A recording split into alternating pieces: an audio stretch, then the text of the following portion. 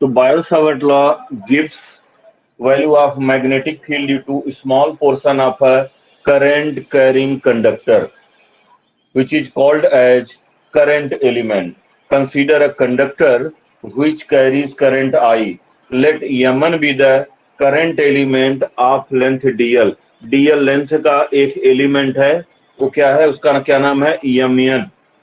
ठीक है, आगे फिर लिखेंगे let P be the point, let P be the point.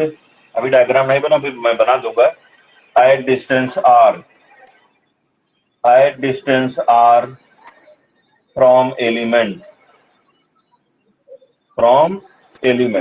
Element से कितने डिस्टेंस बच्चों, वो पॉइंट P है, r डिस्टेंस पर है. इस पॉइंट P पर इस छोटे से पोर्शन, छोटा सा स्मॉल लेंथ हम लोगों ने करंट कैरिंग कंडक्टर का कंसीडर किया, जिसका लेंथ कितना है, dl. यल लेंथ को अमूमन यल से लिखते हैं, छोटे लेंथ को किससे लिखना है, dl. dl लेंथ का एक छोटा सा पोर्शन है, उसको हम लोग करंट एलिमेंट बोलेंगे. उस पोर्शन का नाम क्या है, mn, और उस mn का जो लेंथ है वो बच्चों कितना है, dl. तो P एक पॉइंट है जो कि r डिस्टेंस पर है from the element mn. Element से कितने डिस्टेंस पर है, r डिस्टेंस पर है. फिर आगे लिखो, let theta be the, and theta भी लिखो, and theta is the angle, theta is the angle, theta is the angle, theta एक एंगल है which line joining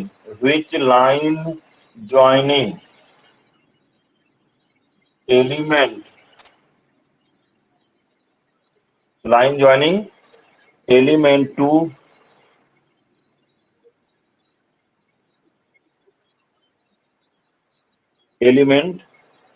line joining element to point P, makes with element. Theta is the angle which line joining element to point P makes with element. मतलब point P और element को join करने वाली line किससे theta angle बना रहे, उस element से, है ना. अब आपको मैं डायग्राम बनाकर बता दूं तब मैं आगे बढ़ूं. एक बार फिर से बच्चों, एक छोटा सा एलिमेंट है Mn जिसका लेंथ dl है. P एक पॉइंट है जहां पर हमको छोटे से पोर्शन की वजह से magnetic field according to Biot Savart law निकालना है, और थीटा एंगल है जो कि पॉइंट P और एलिमेंट को ज्वाइन करने वाली लाइन एलिमेंट के साथ एंगल बना रहा है. इट गिव्स वैल्यू, और ये बायो-सावर्ट लॉ बच्चा किसके लिए है, एक छोटे से पोर्शन करंट कैरिंग, जिसको हम लोग करंट एलिमेंट बोलेंगे, उसकी वजह से किसी पॉइंट पर क्या मैग्नेटिक फील्ड है उसके बारे में ये बायो-सावर्ट लॉ है. ठीक है, आज की क्लास काफी बेसिक क्लास है, लेकिन आज की क्लास को समझ करके ही बच्चे हम लोग फर्दर क्लासेस को कंटिन्यू कर सकते हैं. ठीक बच्चा, चलो डायग्राम बना लो. Suppose you have a long conductor, एक लॉन्ग कंडक्टर है, जरूरी नहीं कि स्ट्रेट हो, कोई किसी भी शेप का हो. ये कितना करंट कैरी कर रहा, आई, मैंने लिखा था. एक बच्चा आप क्या मान लो, एलिमेंट मान लो, एलिमेंट आप क्या मान लो, Mn भी द एलिमेंट, और इस Mn का बच्चा लेंथ कितना है, dl.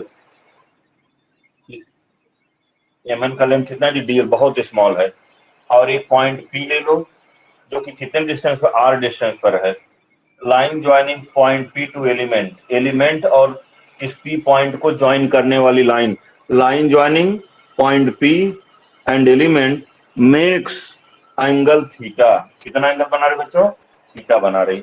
ये थीटा 0 भी हो सकता है और ये थीटा 90 डिग्री भी हो सकता है, ये थीटा कुछ भी हो सकता है. अभी पॉइंट P को करंट की डायरेक्शन में, Mn की डायरेक्शन क्या है, जो करंट की डायरेक्शन है ना बच्चों. अभी पॉइंट P को हम लोग यहाँ पर मान लें तो थीटा कितना होगा, 0. पॉइंट P को हम लोग यहाँ मान लेंगे, थीटा कितना हो जाएगा, 180. पॉइंट P को हम लोग यहाँ पर मान लें तो थीटा कितना हो जाएगा, 90 डिग्री. मतलब थीटा कुछ भी हो सकता है. अभी आगे के डिस्कशन में आपको आनंद आएगा, अभी तो शुरुआत हो रही है. और आपने क्या कहा, r is the distance, r is the distance of point p from element. ठीक भैया, अब देखिए लिखेंगे अकॉर्डिंग, अब बायो-सावर्ट लॉ हम लोग लिखने चल रहे हैं। According to Biot Savart law, shortcut में BS लिख दे रहा हूं, आप लोग समझते रहना बायो-सावर्ट है। According to Biot Savart law, magnetic field at P varies as भैया उन लोगों ने तो एक्सपेरिमेंट किया ना, तब लॉ दिया ना। डीबी मैग्नेटिक फील्ड को बच्चे हम लोग बी से लिखते हैं, एक छोटे से पोर्शन की वजह से मैग्नेटिक फील्ड है, इसलिए हम लोग कौन सा वो लेटर यूज करेंगे, डीबी, है ना। डीबी डायरेक्टली प्रोपोर्शनल टू आई। उन्होंने ऑब्जर्व किया कि करंट के मैग्नीट्यूड को बढ़ा दें तो पॉइंट बी पर स्ट्रेंथ ऑफ मैग्नेटिक फील्ड क्या होती थी, बढ़ जाती थी। Directly proportional to dl, length of element, जितना बड़ा लेंथ ऑफ एलिमेंट होगा उतना ही ज्यादा मैग्नेटिक फील्ड होगा। और डायरेक्टली प्रोपोर्शनल बच्चों क्या, साइन थीटा, थीटा की किस पर, साइन पर। और बच्चों inversely proportional to r square, मतलब पॉइंट को जितना दूर आप कर दोगे वैल्यू ऑफ मैग्नेटिक फील्ड बच्चों उतना ही कम हो जाएगा। इसलिए इनवर्सली प्रोपोर्शनल, वो भी ऑब्जर्व किया गया, स्क्वायर पर वेरी करता है। और बच्चों जो इलेक्ट्रोस्टैटिक्स में आपने कूलॉम्स लॉ पढ़ा ना जी, कूलॉम्स लॉ पढ़ा, तो वही कूलॉम्स लॉ का जो रोल है, जैसे इलेक्ट्रिक फील्ड निकालता था, इलेक्ट्रिक पोटेंशियल निकालता था ड्यू टू पॉइंट चार्ज, वही रोल बच्चा बायो-सावर्ट लॉ का इलेक्ट्रोमैग्नेटिज्म में है। बायो-सावर्ट लॉ का वही यूज है इलेक्ट्रोमैग्नेटिज्म में। ठीक है, यह बायो-सावर्ट लॉ का इस्तेमाल करके ही है, या किसी भी शेप का कोई करंट करिंग पोर्शन है, उसकी वजह से क्या मैग्नेटिक फील्ड होगा, यही बायो-सावर्ट लॉ हेल्पफुल होगा। तो बच्चा इन सबको कंबाइंड कर दो, combining all this we have, dB equal to कितना हो जाएगा, बोलो, i dl sine theta by are square.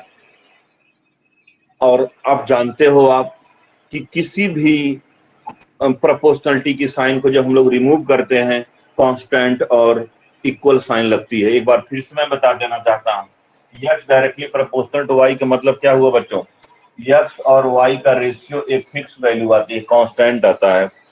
y आप जितना बदलोगे x भी बदल जाएगा, y ट्वाइस तो x ट्वाइस, y थ्राइस तो x थ्राइस। ये कैलकुलेशन x अपॉन y का जो कैलकुलेशन आएगा दैट विल नॉट चेंज। इसके बाद हम लोग क्या कहते हैं, x इक्वल टू ky। अब आप समझ गए प्रोपोर्शनलिटी जब हटती है तो क्या क्या लगता है, एक इक्वल की साइन और कांस्टेंट लगता है। जब ये प्रोपोर्शनलिटी बच्चों हटेगी क्या लगेगा, तो इसके बाद मैं लिख रहा हूं, तो dB इक्वल टू बच्चों क्या हो जाएगा, k i dl sine theta by are square. इसे बना दो इक्वेशन नंबर 1। लिखिए here k is constant, k is constant, यहां बच्चों के जो है कांस्टेंट है, एंड इट्स वैल्यू, आपने कूलॉम्स लॉ में भी ये कांस्टेंट लगाया था, आपने कहा था उस कांस्टेंट की वैल्यू जो होती है वह नेचर ऑफ द मीडियम और सिस्टम ऑफ यूनिट टेकन पर डिपेंड करती थी। उसी प्रकार बच्चों ये जो कांस्टेंट है उसकी वैल्यू किस पर डिपेंड करेगी, nature of the medium in which conductor is placed, जिसमें करंट जिस कंडक्टर में फ्लो हो रहा है उस मीडियम के नेचर पर। और नेचर, मैग्नेटिक प्रॉपर्टी किसी मीडियम की किससे डिटरमाइन की जाती है, परमिएबिलिटी से। और उसमें इलेक्ट्रिकल प्रॉपर्टी किसी मीडियम किससे मेजर की जाती थी, परमिटिविटी से। अब उसी के एनालॉगस यहाँ क्या आएगा, परमिएबिलिटी। आप म्यू नॉट से अवेयर्ड हो कि it's constant and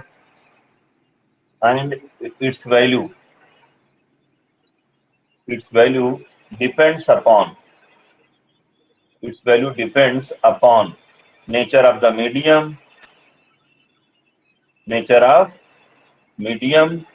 in which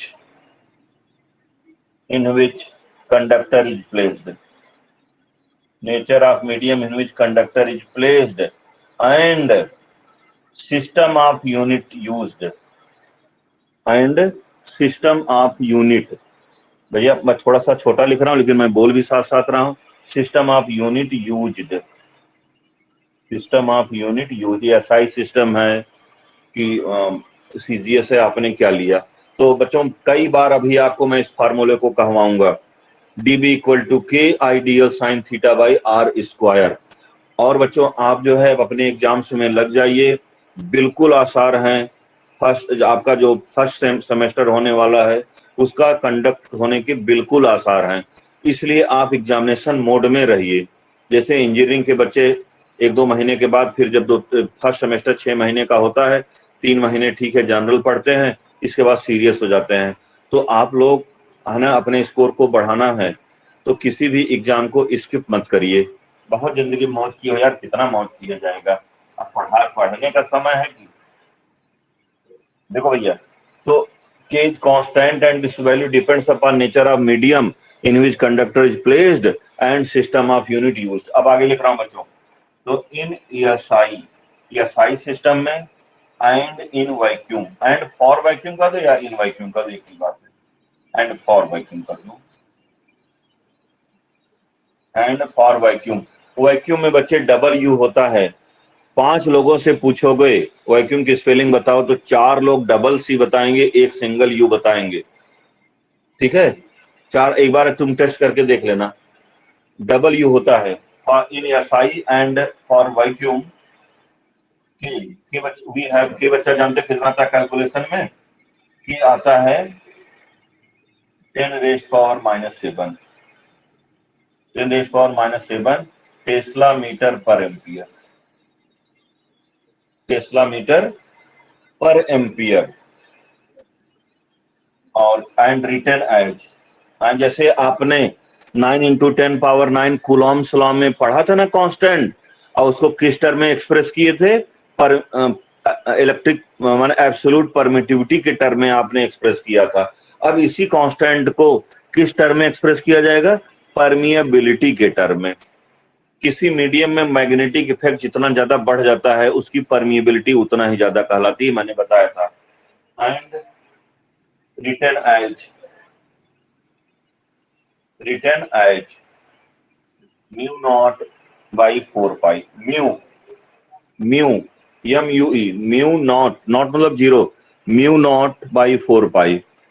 her medium के बच्चा जानते हो एब्सोल्यूट परमिएबिलिटी मेजर की जाती है, तो यहां लिखेंगे here mu naught is called as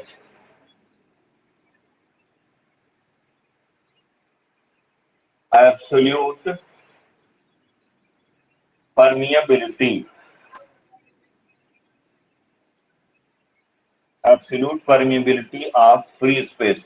ये बच्चों हर मीडियम का ये जो म्यू होता है, एब्सोल्यूट परमिएबिलिटी अलग अलग होती है। जैसे आयरन, अभी आप एक मैग्नेट को एयर में रख दो, या यही suppose current carrying conductor air में है, तो इसकी वजह से इसी पॉइंट पर कुछ मैग्नेटिक फील्ड था, लेकिन इसी करंट कैरिंग कंडक्टर का मीडियम आप बदल दो, सपोज आयरन जैसे मीडियम में रख दो, तो उसका जो इस पॉइंट पर जो मैग्नेटिक फील्ड की वैल्यू होगी ना बच्चा, वो और बढ़ जाएगी। सपोज आप एक रूम में, जिस रूम में आप पढ़ रहे हैं, एक मैग्नेट है, उसका मैग्नेटिक इंपैक्ट, मैग्नेटिक इफेक्ट या मैग्नेटिक फील्ड आप 1 मीटर तक ऑब्जर्व कर सकते हो। लेकिन बच्चों यदि हम आयरन, ये पूरे रूम में सपोज आयरन भर जाए और एक आप मैग्नेट रखो, उसके मैग्नेटिक इफेक्ट को हम और ज्यादा डिस्टेंस तक ऑब्जर्व कर सकते हैं।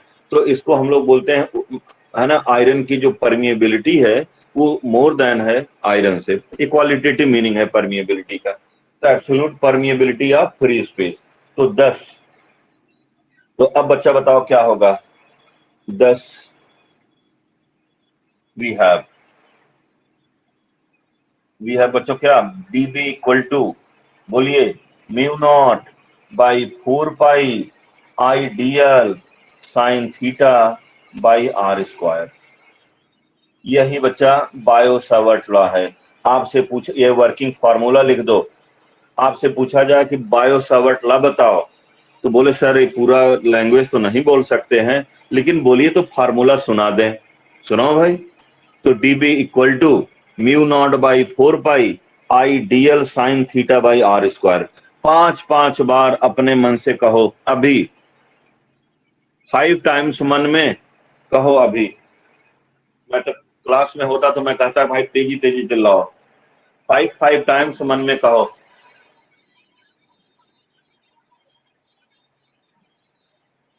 अभी मैं किसी से पूछूंगा dB equal to mu not by 4 pi i DL sine theta by are square. ठीक है, चलो, एनीवन एनीवन? चलो अभी मैं और एक्सप्लेन करूंगा तो मैं सब पूछूंगा। ठीक बच्चों, तो dB equal to mu not by 4 pi i DL sine theta by are square. इस डायग्राम को मैं मिटाता नहीं, अभी जरूरत पड़ेगी। अब बच्चा एक स्टार मार्क बनाओ, अब यही है बायो सावर्ट लॉ, या बल्कि इसके आगे लिख दो, एक स्टार मार्क बना के लिख दो ना, इन वेक्टर फॉर्म। इन वेक्टर फॉर्म, वेक्टर फॉर्म में ये कैसे होगा? तो मैं पहले, चलो बच्चों मैं लिख दे रहा हूं, dB vector equal to mu not by 4 pi i dl cross r cap by are square. ये भी एक वर्किंग फॉर्मूला बच्चों, किस फॉर्म में है? ये वेक्टर फॉर्म में है। भैया आप जानते हो जब साइन थीटा आता है तो क्या आता है? क्रॉस प्रोडक्ट आता है। अब बोले सर आई तो DL, what is direction of DL vector? जो करंट की डायरेक्शन है that is direction of DL vector. आपने बच्चा पढ़ा है ए क्रॉस बी। ए क्रॉस बी वेक्टर का जो मॉडुलस होता है कितना होता है? ए बी साइन थीटा होता है। क्या होता है? A B sine theta. तो उसी प्रकार बच्चों जरा आईडीएल क्रॉस आर कैप को इस फॉर्म में आप लिखो, आईडीएल का मैग्नीट्यूड आईडीएल, आर कैप का मैग्नीट्यूड कितना? 1। तो आईडीएल इंटू 1 इंटू क्या? Sign theta. तो क्या आ जाएगा? IDL sine theta. ठीक है, तो यहां लिखेंगे आर कैप है क्या बच्चों? आर कैप की डायरेक्शन है, here r cap is the unit vector, is the unit vector along line joining element to P। Element और P को ज्वाइन करने वाली लाइन के लॉन्ग क्या है? यूनिट वेक्टर है। जब इधर वेक्टर होगा तो यहां हमको डीबी वेक्टर लगाना पड़ेगा। इसको जरा आप एक्सपेंड करो इस फॉर्म में, आईडीएल का मैग्नीट्यूड आईडीएल, आर कैप का मैग्नीट्यूड कितना? 1। क्या हो जाएगा? आईडीएल इंटू 1, इसके बाद बच्चों क्या? Into sine theta by are square. फिर क्या आ गया? आईडीएल साइन थीटा ओनली आ जाएगा। मतलब इसको हम लोग ऐसे लिख सकते हैं, तो dB vector equal to mu not by 4 pi i dl cross r cap by are square. एक नंबर का क्वेश्चन बच्चों आ जाएगा आप कि which one is correct vector form of Biot Savart law. इसमें 4 ऑप्शन दे देगा, एक में डॉट लगा देगा, आर आर कैप को इधर दे देगा, आईडीएल को उधर दे देगा, नीचे आर क्यूब लगा देगा आपको कंफ्यूज करने के लिए। तो r cap is the unit vector along line joining element to point P. अब बच्चों देखो, suppose this is current carrying conductor और दिस इज ये वाली लाइन है, एम टू पी वाली लाइन है। अब बोलो बच्चों, डीएल डीएल डायरेक्शन किधर? ऊपर। तो यदि हम लोग जो क्लास 11th में जो हम लोग पढ़ते थे, क्लास 11th में ए क्रॉस बी हम लोग पढ़ते हैं। सपोज यह ए वेक्टर बी वेक्टर, ए क्रॉस बी ऐसे, ये बी है यह ए है, तो बी क्रॉस है बच्चों क्या? नीचे। तो ऐसे समझ लो ये तो डीएल वेक्टर इधर है, आर कैप वेक्टर इधर है। तो आप बताओ what will be direction of dB vector? DB vector की डायरेक्शन क्या होगा? DL cross are. डीएल इधर है, आर इधर है, तो ऐसे बच्चों कर्ल करोगे, ऐसे। ठीक है, हम ऐसे कर्ल कर रहे हैं, हमारा फिंगर किधर जा रहा है? नीचे, मतलब बोर्ड के प्लेन में। इधर ऐसे हम लोग कर्ल करेंगे, डीएल से आर की तरफ कर्ल करेंगे। आप ऐसे समझ लो भाई, इसको हमने इस बोर्ड को यदि हम लोग ऐसे कर दें, बोर्ड आपका जो ऐसे था ऐसे वर्टिकल है, इसको हम लोग ऐसे हॉरिजॉन्टल कर देंगे, ये पूरा सिस्टम कैसे हो जाएगा? ऐसे हो जाएगा। अब चलो लगाओ, डीएल क्रॉस आर कैप करो, देखो आपकी फिंगर क्या हो रही? नीचे जा रही है। ठीक है, तो मैग्नेटिक फील्ड बच्चों क्या होगा? डाउनवर्ड होगा। एक्चुअल में बच्चों यही है to determine direction of magnetic field. इसी के बेसिस पर हम लोगों ने राइट हैंड थंब रूल पढ़ा। चलो राइट हैंड थंब रूल का इस्तेमाल करके देख लो, मैग्नेटिक फील्ड क्या होगा? डाउनवर्ड। पी पॉइंट पर मैग्नेटिक फील्ड बच्चों क्या होगा? डाउनवर्ड। ये भी क्या कहते हैं? डीएल क्रॉस आर करेंगे मैग्नेटिक फील्ड जा रहा है डाउनवर्ड। बेसिक ये है, उसी के बेसिस पर एक लॉ बना दिया गया है। फिर आगे बढ़ो। अब बहुत एक्साइटेड रहना है पढ़ाई के प्रति, टीचर को भी बच्चों को भी। अब अच्छा पूछ या सिंस आर कैप बच्चों क्या होता है? वह वेक्टर अपॉन उसका क्या? मॉडुलस।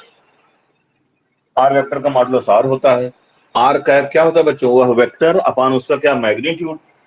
तो अब हम लोग क्या हो जाएगा? वी हैव डीवी वेक्टर कितना होगा बोलो बच्चों? Mu not by 4 pi i d l. R cap जगह बच्चों क्या लिख दोगे? R vector upon r. R cap जगह आर वेक्टर अपान आर, और आर स्क्वायर बच्चों पहले से मौजूद है, अपान आर करो क्या हो जाएगा? Are cube. आर स्क्वायर पहले से मौजूद था, इस आर कैप जगह आर वेक्टर अपान आर लिखोगे तो आर क्यूब हो जाएगा। एक बड़ा ही मस्त फार्मूला आपको मिल गया, बड़ा ही बढ़िया। अब बायो सावर्ट लॉ के इक्वेशन नंबर इसको कितना बनाओगे? थर्ड। इसको कितना बनाओगे? फोर्थ। ये सब बायो सावर्ट लॉ का के फॉर्म है। वेक्टर फॉर्म ए भी है, वेक्टर फॉर्म ए भी, बस ये यूनिट वेक्टर था, इसको कंप्लीट वेक्टर के फॉर्म में आपने लिख दिया है।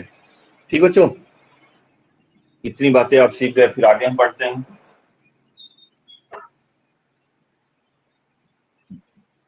बहुत मस्त कैरियर बनाना है तुम लोगों को।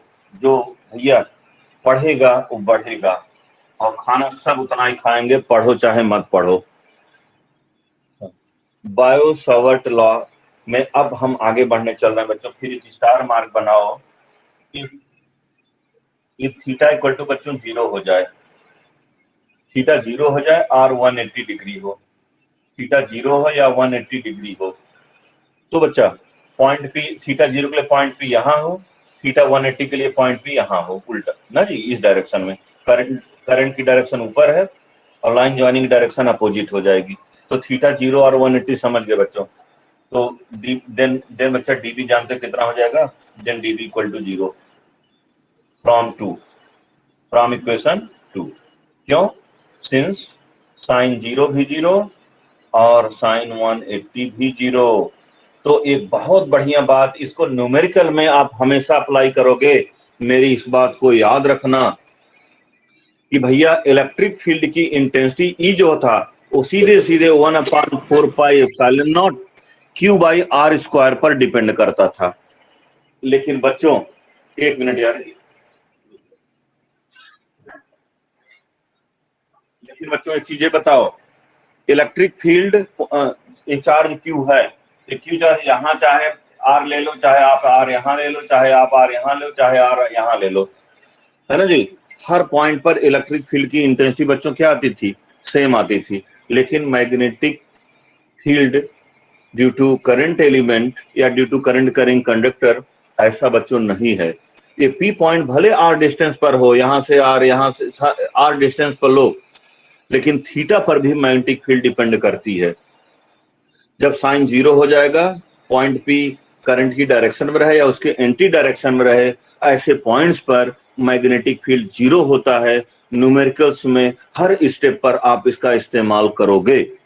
तो इसको लैंग्वेज में लिखो, thus magnetic field will be zero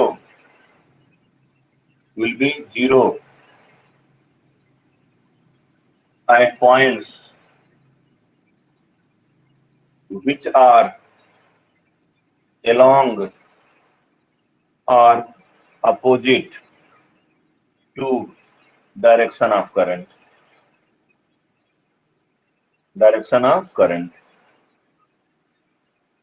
Magnetic field will be zero at points, at those points कह दो, at those points which are along or opposite to direction of current, जो करंट की डायरेक्शन में है या current के opposite direction, which are in, along का मैं in भी कर सकते हो, which are in or opposite to direction of current, along भी चलेगा। फिजिक्स में भाव निकलना चाहिए बस। ठीक बच्चों, तो बहुत बढ़िया बात आज आपने सीखा कि मैग्नेटिक फील्ड किन किन पॉइंट्स पर 0 होगा। तो आप बोलोगे, जैसे बच्चों ये स्ट्रेट कंडक्टर मान लो, और मैं यहाँ एक पॉइंट P लिख दूं और यहाँ एक पॉइंट Q लिख दूं और एक पॉइंट M लिख दूं, तो मैग्नेटिक फील्ड सबसे ज्यादा कहाँ होगा? M पर। P पॉइंट पर कितना होगा? बोलो सर 0 है, बिकॉज करंट की डायरेक्शन में है। और Q पॉइंट क्या होगा? करंट के एंटी डायरेक्शन में है। तो मैग्नेटिक फील्ड बच्चों उन पॉइंट्स पर 0 होगा जो पॉइंट्स करंट की डायरेक्शन में हैं या करंट के एंटी डायरेक्शन में। बहुत बड़ी बात मैंने बोला है। जैसे होता ना यार ब्रेकिंग न्यूज, तो ब्रेकिंग पॉइंट है ये बच्चों। और ये एक बहुत बढ़िया बात, यदि थीटा 90 डिग्री हो, if theta equal to 90 degree, then dB equal to mu naught by 4 pi I dl sin 90 by r square, और sin 90 बच्चों 1 होता है, तो dB will be mu naught by 4 pi I dl by r square। लिख दो, which is maximum field, which is maximum value of magnetic field, value of magnetic field।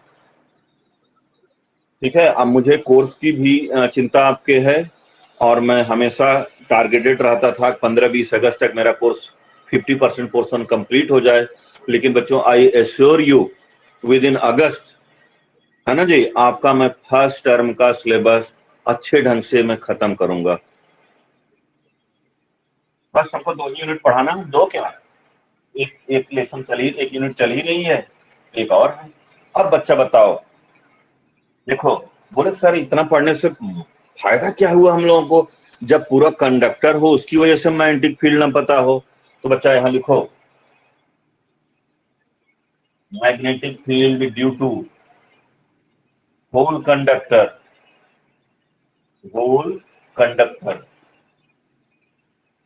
is given as, या may be given as,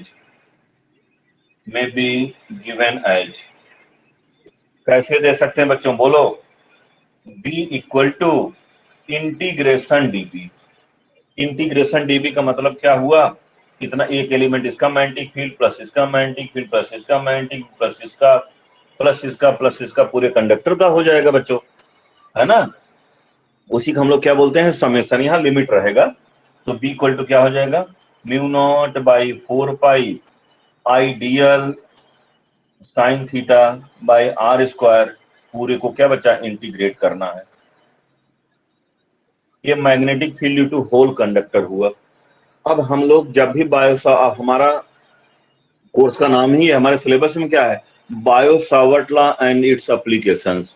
तो सबसे पहले इसका बच्चों क्या पढ़ना है हमको, कि एक करंट कैरिंग लूप की वजह से सेंटर पर क्या मैग्नेटिक फील्ड है, और एक स्ट्रेट कंडक्टर की वजह से जो कि इनफाइनाइट लॉन्ग है उसकी वजह से क्या मैग्नेटिक फील्ड है। ये सिलेबस में दोनों हैं, ठीक है। इसके अलावा हम कुछ एक्स्ट्रा करेंगे, एक्स्ट्रा इसलिए बताऊंगा उसी पर कॉम्पिटिटिव न्यूमेरिकल्स बेस्ड होते हैं, ठीक है। और बच्चों जैसे मैंने बताया कि ये किस पर डिपेंड कर, नेचर ऑफ मीडियम और सिस्टम ऑफ यूनिट यूज्ड पर। तो बच्चों एक स्टार मार्क बना के लिख सकते हैं हम लोग, है ना, फॉर वैक्यूम। इसका कोई यूज हालांकि आता नहीं है, लेकिन तब भी मैं बता दूं, देखिए फॉर वैक्यूम, स्टार मार्क बनाओ, for vacuum and in SI and in CGS system में बच्चों क्या होगा बोलो, k की वैल्यू होती 1 एंड वी हैव इक्वेशन 1 से बच्चा क्या हो जाएगा, dB equal to mu not by 4 pi जगह 1 हो जाएगा, k की जगह 1 हो जाएगा, सीधे सीधे I DL sine theta by are square. अब बच्चों r सेंटीमीटर में होगा, I किस में होगा, स्टेट एम्पियर में होगा, dl सेंटीमीटर में होगा, ये जो dB होगा वह गॉस में आएगा। dB किस में आएगा, गॉस में आएगा। तो कभी काल ऐसे न्यूमेरिकल्स एक नंबर के फंस सकते हैं, इतने स्टेट एम्पियर की करंट फ्लो हो रही है, तो इतने पोर्शन की वजह से इतने डिस्टेंस पर क्या मैग्नेटिक फील्ड होगा। तो सीधे सीधे बच्चों हम लोग के कितना लिया करेंगे, 1। और एक चीज मैं बता दूं, आगे के जो हम लोग जैसे current carrying straight conductor, current carrying loop, ठीक है, उसमें म्यू नॉट बाई 4 पाई आएगा, लेकिन जब सीजीएस की बात आएगी तो उसकी वैल्यू कितनी हो जाएगी, 1, ठीक है। अब अच्छा म्यू नॉट की वैल्यू बच्चों कितना होगी बोलो, k की वैल्यू थी 10⁻⁷, इसको हम लोग लिखते थे म्यू नॉट बाई 4 पाई। तो what will be value of mu not, आपसे पूछे क्या बताओगे आप लोग, 4 पाई इंटू 10⁻⁷ टेस्ला मीटर पर एम्पियर। याद रखना k 10⁻⁷ होता है बच्चों, इसी को म्यू नॉट बाई 4 पाई लिखते हैं। तो म्यू नॉट बच्चों क्या हो जाएगा, 4 पाई इंटू 10⁻⁷ टेस्ला मीटर पर एम्पियर। ठीक है, बहुत बढ़िया, आगे बढ़ते हैं बच्चों।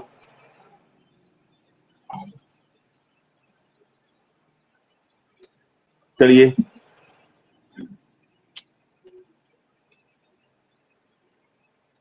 now we are going to determine value of magnetic field due to current carrying loop at its center.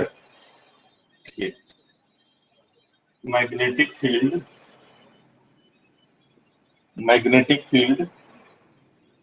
at center of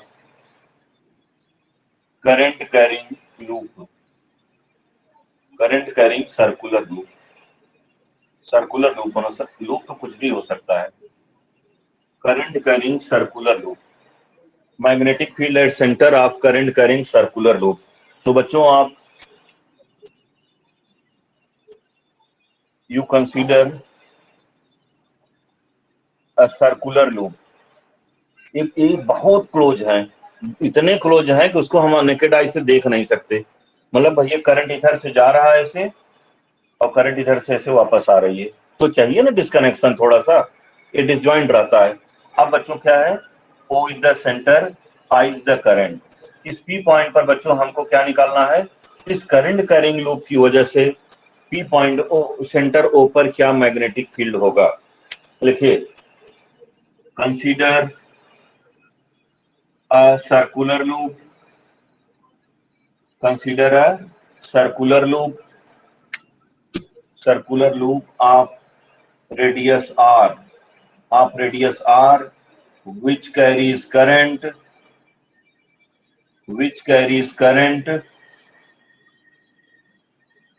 I, जो कि I करंट कैरी कर रहा है। ठीक है क्या, अब ओबियस है, कोई भी करंट के, तो आपने यूनिट का नाम ही है मैग्नेटिक इफेक्ट ऑफ करंट, कोई भी करंट कैरिंग पोर्शन होता है वो मैग्नेटिक फील्ड प्रोड्यूस करता है।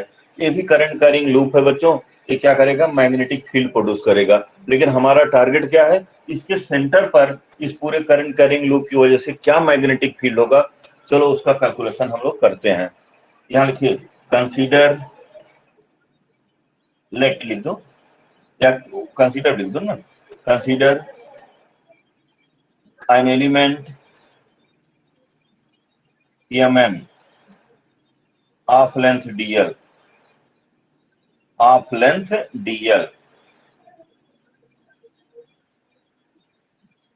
ठीक है। एक एलिमेंट बच्चों कंसीडर करो यहाँ पर Mn कितने लेंथ का, dl लेंथ का एक करंट एलिमेंट इमेजिन करो। अच्छा ये बताओ करंट डायरेक्शन किधर होगी इसमें, माने डीएल वेक्टर डायरेक्शन किधर होगी, अलोंग टेंजेंट, इस पॉइंट पर ऐसे अलोंग टेंजेंट, इस पॉइंट पे अलोंग टेंजेंट ऐसे होगा।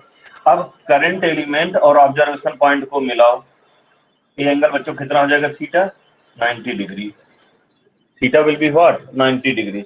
Mn is the current element of length dl, इस current element of length dl और सेंटर को मिलाने वाली लाइन इस करंट एलिमेंट के साथ कितना एंगल बना रही, 90 degree. What will be the direction of current element, along tangent. इसमें सर्कल के केस में इसी वायर को खींच करके बड़ा कर दे, उसकी डायरेक्शन ऐसी रहेगी। लेकिन आपने मोड़ दिया, इस पॉइंट पर डीएल वेक्टर डायरेक्शन इधर है, इस पॉइंट पर डीएल वेक्टर डायरेक्शन इधर है, इस पॉइंट पर DL vector direction along tangent है। यहां लिखेंगे from Biot Savart law we have, या from Biot Savart law magnetic field at O due to element Mn, magnetic field at O due to element Mn बच्चों कितना होगा, बोलो dp, बोलिए भैया, सबको पता है mu not by 4 pi i dl sine theta sine 90 by are square. तो बच्चों db कितना हो जाएगा, mu not by 4 pi i dl by are square sine 90 भैया 1 हो जाएगा।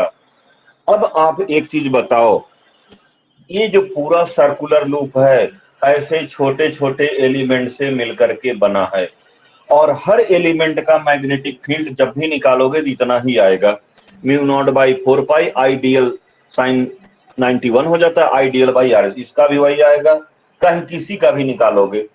तो आपसे पूछा जाए इस पूरे सर्कुलर लूप की वजह से ओ पॉइंट पर मैग्नेटिक फील्ड क्या होगा, तो आप बोलो कि जितने एलिमेंट्स में हम लोगों ने इसको स्प्लिट किया है, बांटा है, उन इस एलिमेंट की वजह से फील्ड प्लस इसकी वजह से फील्ड प्लस इसकी ऐसे ऐसे जितने एलिमेंट्स हैं सबकी वजह से मैग्नेटिक फील्ड निकाल करके हम लोग क्या कर देंगे, सम कर देंगे। सम मीन्स बच्चों क्या कर देंगे, इंटीग्रेट कर देंगे।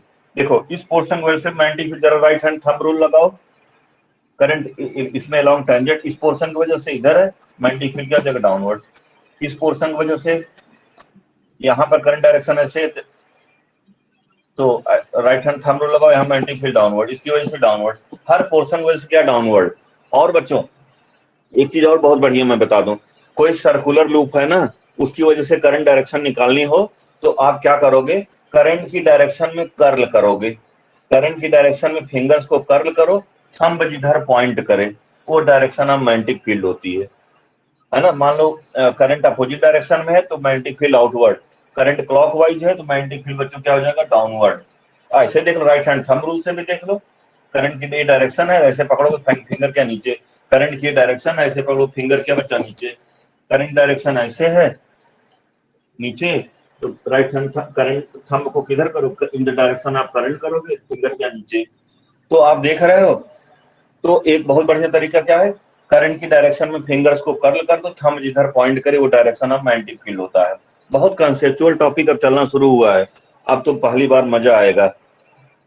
अब यहां लिखेंगे 10 magnetic field at O, centre obvious है, ड्यू टू, सेंटर ओ लिख दूं मैं, at centre O due to whole loop, whole loop, पूरे लूप की वजह से मैग्नेटिक फील्ड बच्चों क्या आ जाएगा, B equal to integration dB. Limits बच्चों क्या क्या होगा, ये जीरो से लेकर के कहां तक फैले हैं, 2 पाई आर तक, यहाँ आप जीरो लिखोगे, यहाँ पर 2 पाई आर, या भैया पूरे पाथ का साइन बना दो ऐसे, चाहे आप लिमिट लिख लोगे जीरो से 2 पाई आर, जीरो यहाँ लिखोगे, यहाँ 2 पाई आर लिखोगे, या पूरे पाथ का के लिए क्लोज का इंटीग्रेशन सिंबल बना दो, ये close integration for entire loop.